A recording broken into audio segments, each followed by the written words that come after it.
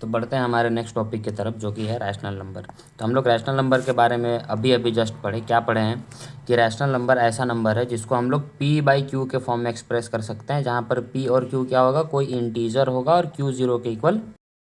तो यहाँ से एक सवाल आता है कि क्या ज़ीरो रैशनल नंबर है? क्या ज़ीरो को हम लोग रैशनल नंबर बोल सकते हैं? क्या ज़ीरो रैशनल नंबर होता है? किसको किसको इसका आंसर आता है बताना ज़रा। किसको किसको इसका आंसर आता है बताना ज़रा। जीरो रैशनल नंबर होता है कि नहीं होता है बताना ज़रा। तो जीरो रैशनल नंबर होता है, इसका आंसर क्या है? यस। जीरो क्या होता है? रैशनल नंबर होता है। Yes, it is a rational number. क्यों? क्योंकि ज़ीरो को हम लोग क्या लिख सकते हैं? ज़ीरो को हम लोग 0/1 लिख सकते हैं। ऊपर इंटीजर, नीचे भी इंटीजर, और नीचे जीरो नहीं होना चाहिए। क्यों ज़ीरो नहीं होना चाहिए? बाकी बात ऊपर व नीचे इंटीजर रहेगा वो रैशनल नंबर कहलाएगा। ठीक है। इनफैक्ट सिर्फ ज़ीरो ही नहीं, जितना भी इंटीजर्स है, जितना भी इंटीजर्स है, सारा का सारा इंटीजर क्या है? रैशनल नंबर है। जितना भी इंटीजर है वो सारा का सारा क्या है? रैशनल नंबर है। ठीक है। क्योंकि सारे इंटीजर्स को हम लोग क्या लिख सकते हैं? सारे इंटीजर्स को हम लोग पी बाई क्यू के फॉर्म में अपॉन में 1 लिखा जा सकता है। जैसे कि इंटीजर्स क्या था हमारा? -3, -2, -1, 0, 1, 2, 3, और ऐसे करके ये चलता चला जाएगा इधर। तो अगर तुम ध्यान से देखोगे तो सबके नीचे हम क्या लिख सकते हैं? सबके नीचे 1 लिख सकते हैं। सबके नीचे क्या लिख सकते हैं? 1 लिख सकते हैं। कहने का मतलब ये है कि अगर नीचे 1 लिखा जा रहा है मतलब जीरो तो नहीं है, मतलब ये सारा का सारा इंटीजर्स जो है, जितना भी इंटीजर्स है वो किस फॉर्म का है? वो पी बाई क्यू के फॉर्म में आ गया, जहाँ पर क्यू इक्वल टू ज़ीरो नहीं है और पी और क्यू इंटीजर्स है। हाँ कि नहीं? तो यहाँ पर इसको हम क्या बोलेंगे? ये सारा का सारा नंबर क्या है? ये सारा का सारा नंबर रैशनल नंबर है। तो यहाँ से 2-3 बात और हमारे सामने आएगा कि रैशनल इंटीजर के अंदर में जो नंबर था, जैसे कि होल नंबर हो गया, काउंटिंग नंबर हो गया, नेगेटिव नेचुरल नंबर हो गया, ये सब क्या रैशनल नंबर है? तो हाँ, ये सारा नंबर क्या है? रैशनल नंबर है। ठीक है। मतलब रैशनल नंबर का ही पार्ट है ना? यहाँ तक समझ में आया? तो यहाँ पर वही चीज़ लिखा हुआ है, all integers are belongs to rational number but vice versa is not true. मतलब सारा का सारा इंटीजर रैशनल नंबर है, लेकिन सब रैशनल नंबर इंटीजर्स नहीं होता है। ठीक है। यहाँ तक समझ में आया? यहाँ तक समझ में आया? आगे बढ़े? चलो ठीक है। अब उसके बाद सब इंपॉर्टेंट डेफिनेशंस हम लोग को देख लेना है, कुछ कुछ डेफिनेशन जो हम लोग को आगे क्लासेस में यूज़ होंगे। सबसे पहला होता है ऑड नंबर, और ये जो डेफिनेशंस हम बता रहे हैं ये सब ये टाइप्स ऑफ नेचुरल नंबर है। ये क्या है? ये टाइप्स ऑफ नेचुरल नंबर है। ठीक है ना? ये है टाइप्स ऑफ नेचुरल नंबर। ठीक है। अब इसको देखते हैं थोड़ा, इसको देखते हैं थोड़ा, समझने की कोशिश करते हैं, है ना? सबसे पहला नंबर हमारा क्या है? Odd number. ऑड नंबर क्या होता है? ऐसा नंबर जो 2 से डिवाइड नहीं होगा, कंप्लीटली डिवाइड नहीं होगा। ठीक है। जैसे 1, 3, 5, 7, 9 को हम 2 से कंप्लीटली डिवाइड नहीं करेंगे, मतलब यहाँ पर रिमाइंडर जो है जीरो के इक्वल नहीं होगा, जीरो के अलावा कुछ और रिमाइंडर आ रहा होगा, इसको ऑड नंबर कहेंगे। ठीक है। इवन नंबर क्या होगा? जो 2 से पूरा पूरा डिवाइड हो जाएगा, जो 2 से कंप्लीटली डिवाइड हो जाएगा उसको हम लोग क्या कहेंगे? इवन नंबर कहेंगे। जैसे 0 को 2 से डिवाइड करेंगे, आंसर क्या आने वाला है? 0। 2 को 2 से डिवाइड करेंगे, आंसर आने वाला है 1। मतलब यहाँ पर जो रिमाइंडर आता है वो किसके इक्वल आता है? 0 के इक्वल आता है। तो मतलब ये क्या है? इवन नंबर है। जो नंबर 2 से कंप्लीटली डिवाइड हो जाएगा ऑड नंबर कहलाएगा, जो नंबर 2 से कंप्लीटली डिवाइड नहीं होगा उसको। अगला नंबर है हमारा प्राइम नंबर। तो प्राइम नंबर क्या होता है? जिसका सिर्फ 2 ही फैक्टर निकलेगा उसको क्या कहते हैं? प्राइम नंबर कहते हैं। ठीक है। The numbers which are divisible by 1 and itself, मतलब 2 फैक्टर निकलने का मतलब है कि वो 2 ही नंबर से सिर्फ डिवाइड होगा। एग्जाम्पल के तौर पर जैसे कि एक नंबर हम पकड़े 5, तो 5 को हम लोग क्या लिख सकते हैं? 1 × 5। एक नंबर पकड़े 4, तो इसको हम लिख सकते हैं 1 × 2 × 2। हाँ कि नहीं? तो यहाँ पर देखो सिर्फ 2 फैक्टर है, 1 और 5, और यहाँ पर देखो 3 फैक्टर है, 1 है, 2 है, 2 है ना? मतलब दो अलग अलग नंबर से डिवाइड कर सक रहे हैं कि नहीं सक रहे हैं? 2 से ज़्यादा फैक्टर निकल रहा है, तो इसको हम लोग क्या कहेंगे? प्राइम नंबर कहेंगे। ठीक है। कोई दिक्कत?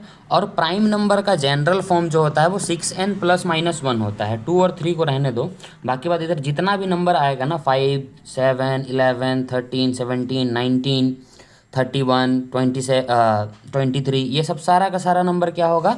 6n ± 1 के फॉर्म में होगा, जहाँ पर n का वैल्यू तुमको रखना है नेचुरल नंबर। n का वैल्यू क्या रखना है?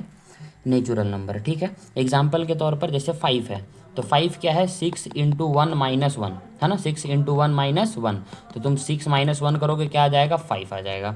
जैसे 7 को चेक करना है, तो 7 क्या है, 6n प्लस 1 है, मतलब 6 इंटू 1 प्लस 1 यानी कि 7 आएगा। तो जितना भी प्राइम नंबर होता है वो 6n प्लस माइनस 1 के फॉर्म का होता है।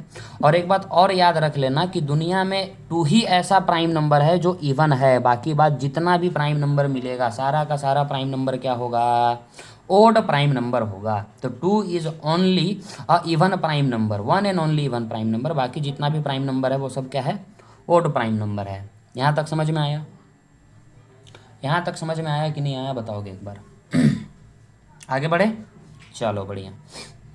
अब देखो इसके बाद प्राइम नंबर के अंदर का एक नंबर होता है sub division of prime number, जिसको बोलते हैं को प्राइम नंबर, ठीक है।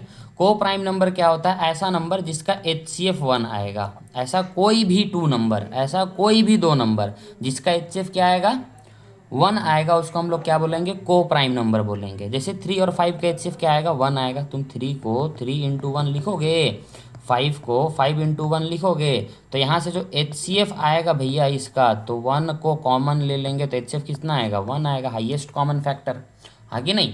तो यहाँ से हाईएस्ट कॉमन फैक्टर कितना आ रहा है, 1, तो मतलब ये दोनों नंबर क्या है, प्राइम नंबर। 7, 8, 9 ये भी प्राइम नंबर है।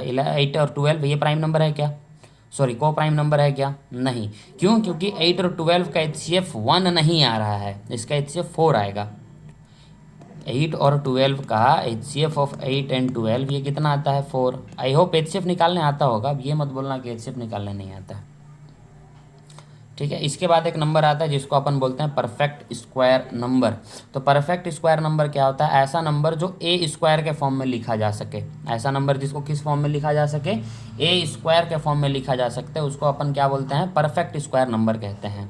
फॉर एग्जाम्पल जैसे 1 का स्क्वायर तो 1 ही होता है, तो 1 को 1 स्क्वायर के फॉर्म में लिख सकते हैं, तो 1 क्या हो गया, परफेक्ट स्क्वायर नंबर हो गया। जैसे 4 है, तो 4 का हम क्या लिख सकते हैं, 2 का स्क्वायर लिख सकते हैं, मतलब ये भी क्या है, परफेक्ट स्क्वायर नंबर है।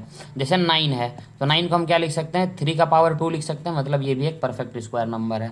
उसी तरह से एक एग्जाम्पल ले ले, जैसे कि 144 है, अब इसको हम लोग क्या लिख सकते हैं, इसको हम लोग लिख सकते हैं 12 का स्क्वायर, हाँ कि नहीं। अगर तुम इसका प्राइम फैक्टराइजेशन करोगे तो 2 इंटू 2 इंटू 3 का पावर 2 आएगा ना जी, हाँ कि नहीं। तो ये नंबर जो आएगा 144, ये कैसा नंबर होगा, एक परफेक्ट स्क्वायर नंबर होगा, ठीक है। यहाँ तक समझ में आया कि नहीं आया, बताओगे। अब यहाँ तक अगर समझ में आ गया तो इसके आगे एक नंबर आता है कंप्लीट नंबर। और कंप्लीट नंबर क्या होता है, whose sum of factors is equal to number itself except the number. यहाँ पर नंबर को छोड़ करके, the sum of factors of whose sum of factors is equal to number itself. Sum लेते समय नंबर को छोड़ देना है, ठीक है। एग्जाम्पल से समझते हैं इसको, जैसे 6 है भैया, 6 है, तो 6 का फैक्टर निकालोगे, अगर तुम 6 का फैक्टर निकालोगे तो क्या आएगा, 1 से डिवाइड हो रहा है 6, 2 से डिवाइड हो रहा है, 3 से हो रहा है और 6 से हो रहा है। तो 6 को छोड़ करके, नंबर को छोड़ करके बाकी नंबर को ऐड कर दो, 1 + 2 + 3, तो ये अगर नंबर को यानी कि 6 के ही इक्वल आया तो ये 6 एक परफेक्ट स्क्वायर नंबर है, सॉरी कंप्लीट नंबर है। जैसे कि एक एग्जांपल मान के चलो 4 हम लिए, तो 4 को किसका से डिवाइड कर सकते हैं, तो 1 और 2 से और 4 से, तो नंबर को छोड़ देना है और बाकी का सम ले लो, 1 + 2 3 आ रहा है, 4 तो नहीं आया, तो ये कंप्लीट नंबर नहीं है। ऐसा अगला नंबर 28 आएगा, उसके बाद 496 आएगा, उसके बाद 8128 आएगा। इसके आगे का ज़रूरत भी नहीं पड़ेगा, हालांकि इसका भी नहीं पड़ेगा। ये सब ऐसा चीज़ है ना जो तुमको पढ़ते समय याद रहना ही चाहिए, पता होना ही चाहिए, ठीक है।